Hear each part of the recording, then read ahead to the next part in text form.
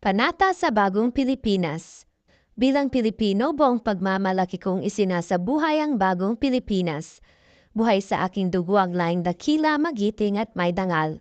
Palaging dadalhin sa puso, isip at diwa ang aking pagmamahal sa kultura at bayang sinilangan. Kaysa ng bawat mamamayan, ialay ko ang aking talino at kasanayan sa pagpapaunlad ng aking bayan. Taglay ang galing na naaayon sa mga pandaigdigang pamantayan. Magiging instrumento ako sa pagsulong ng kagalingan, karunungan at kapayapaan.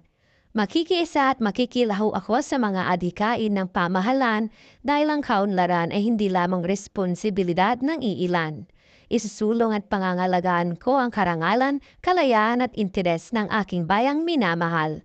Bilang Pilipino na may pagmamahal, pakialam at malasakit, hindi makasadili kundi para sa mas nakararami. Tatahakin ko ang landas tungo sa isang bagong Pilipinas.